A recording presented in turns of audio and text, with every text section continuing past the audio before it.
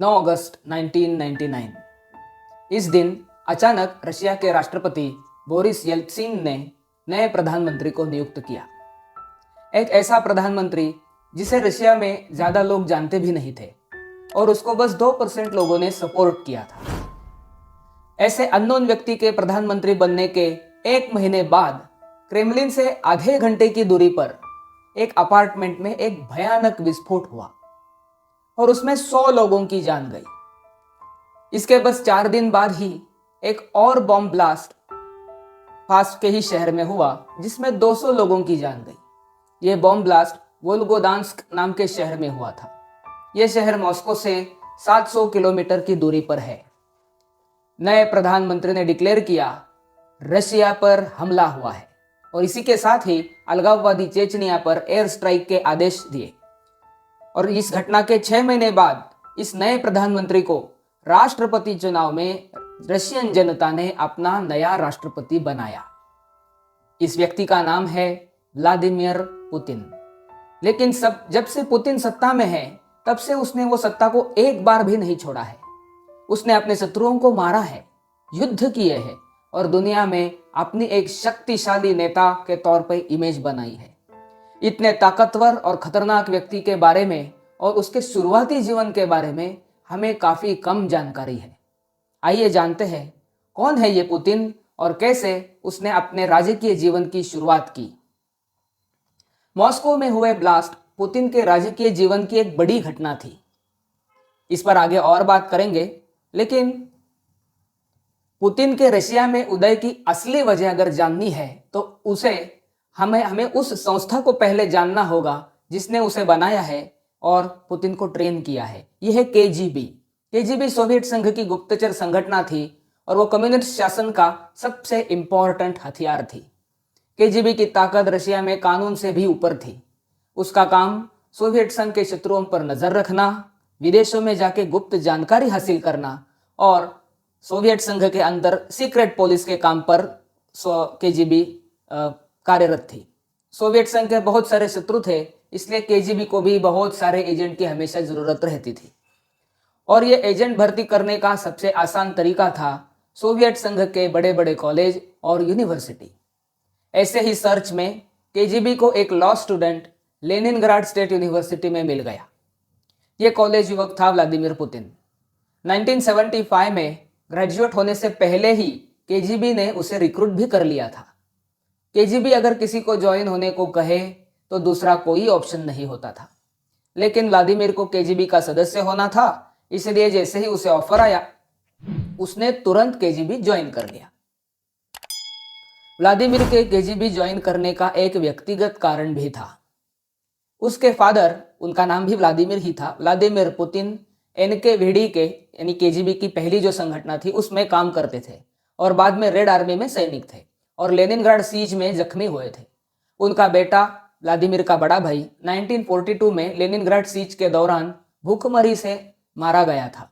Vladimir Putin के grandfather Lenin और Stalin के पर्सनल शेफ रहे थे।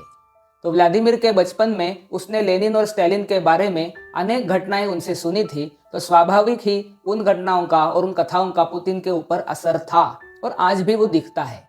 पहले कुछ साल उसने लेनिनग्राड ऑफिस में केजीबी में ज्वाइन होने के बाद पेपर वर्क करने में लगा है, लेकिन 1980 की शुरुआत में व्लादिमीर को मॉस्को में फॉरेन इंटेलिजेंस स्पेस ट्रेनिंग के लिए चुन लिया गया। यह स्पेशल कोर्स केजीबी के गुप्तचरों के लिए खास तौर पर डिजाइन किया था।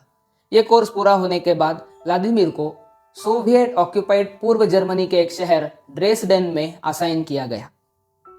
वो समय कोल्ड वॉर का था और ड्रेसडेन फॉरेन इंटेलिजेंस का एक महत्वपूर्ण शहर था।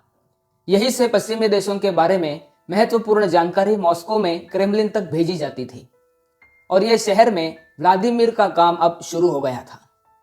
उसका काम था केजीबी और जर्मन सीक्रेट पुलिस स्टासी के लिए नौजवान भर्ती कराना, फॉरेन इंटेलिजेंस को वैलिडेट करके मॉस्को में भेजना और वेस्ट जर्मनी में अंडरकवर ऑपरेशन करना और जानकारी जुटाना। 5 साल तक ड्रेसडेन में पुतिन ने काम किया और फिर वो लेनिनग्राड स्टेट यूनिवर्सिटी में फिर से दाखिल हो गया। दरमियान सोवियत संघ की हालात बिगड़ने लगे थे और ये देखकर पुतिन ने केजीबी छोड़ दिया, या फिर ऐसा कह सकते हैं कि केजीबी ने ही किसी और काम के लिए उसे असाइन किया, क्योंकि केजीबी छोड़ना आसान काम नहीं था, असंभव काम भी कह सकते हैं।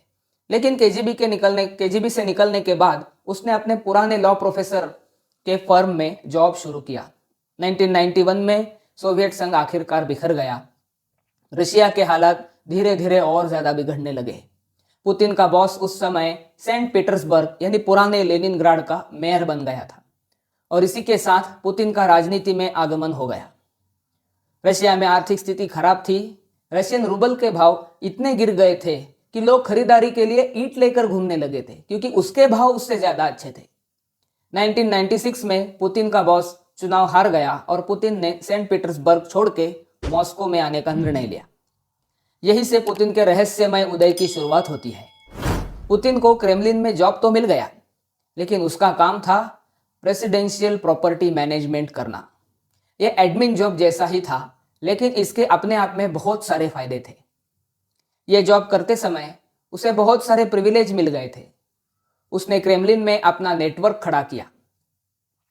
उसका अगला जॉब और ज्यादा महत्वपूर्ण था।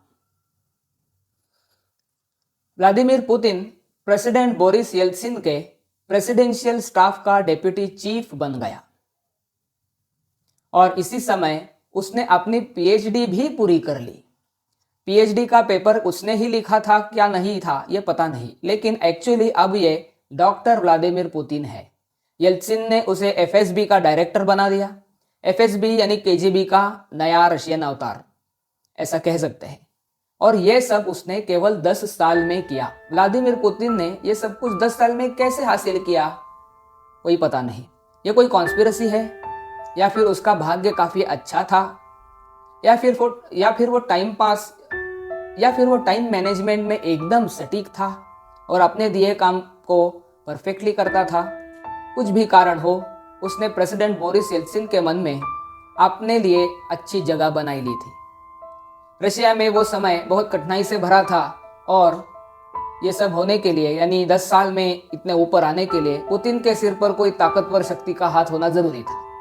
तो किसका हाथ हो सकता है?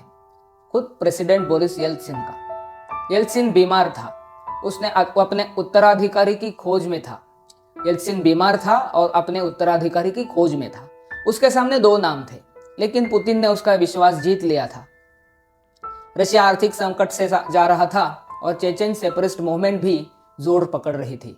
1999 में रूबल एकदम से बहुत ज्यादा गिर गया, और येल्त्सिन ने अपने प्रधानमंत्री नेमसोव, जो एक अलग नाम, 2 नाम में से एक नाम ये भी था, उसको हटा दिया। रशिया के हालात में कोई बदलाव नहीं आया। अगस्त 99 में पुतिन प्रधानमंत्री बनाया गया, लेकिन उस समय पुतिन को रशिया में ज्यादा कोई जानता नहीं था।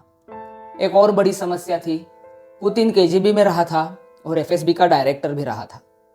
रशिया में डेमोक्रेसी की शुरुआत हुई थी, इसीलिए कैंडिडेट को एक्चुअल में चुनाव जीतना पड़ता था, प्रेसिडेंशियल कैंडिडेट हो या प्रधानमंत्री हो। पुतिन को इसमें सिर्फ 2% वोट मिले। उसे ज्यादा जानता भी नहीं था, और जो जानते थे वो बहुत सारे उस पर विश्वास नहीं करते थे। लेकिन यहां अब आते हैं वो 2 बॉम्ब ब्लास्ट। 4 सितंबर 1999 को मॉस्को में पहला ब्लास्ट हुआ, और उसके 4 दिन बाद वोल्गोडांस्क में दूसरा। 300 लोग मारे गए। पुतिन सरकार ने तुरंत इसका ब्लेम चेचेन टेररिस्ट पर डाल दिया, और चेचनिया में एयर स्ट्राइक भी शुरू कर दिए। ये विस्फोट किसने किया था, और ठीक ऐसा तीसरा विस्फोट भी होने से पहले उसे कैसे पकड़ा गया था, ये एक बड़ी मिस्ट्री है। आज भी रशिया में कोई बात नहीं करता। बाद में एफएसबी के चीफ ने प्रेस कॉन्फ्रेंस करके बताया कि यह पब्लिक अवेयरनेस के लिए हमने ड्रिल रखा था।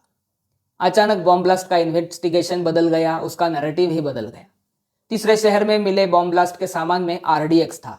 रशिया में आरडीएक्स सिर्फ सरकार की एम्यूनेशन फैक्ट्री में ही बनाया जाता था, वो भी 1500 किलोमीटर दूर उरल्स में। तो ये इतने दूर कैसे आया और इतनी बड़ी क्वांटिटी में कैसे आया? रशियन फोर्स ने चेचनिया के कैपिटल पर हमले शुरू कर दिए थे, तो सारी चर्चा भी बंद हो गई। रशिया की आर्थिक स्थिति तो गंभीर थी ही, और उसमें पुतिन ने भरोसा दिया कि वो ही है जो स्थिति बदल सकता है। और 26 मार्च 2000 को व्लादिमीर पुतिन रशिया का अगला अध्यक्ष चुन लिया गया। उसे 53% वोट मिले। पुतिन ने अपने कार्यकाल में और क्या क्या किया? क्या सच में रशिया फिर से पहले जितना शक्तिशाली हुआ है? पुतिन ने यूक्रेन पर क्यों आक्रमण किया? जानेंगे अगले भाग में।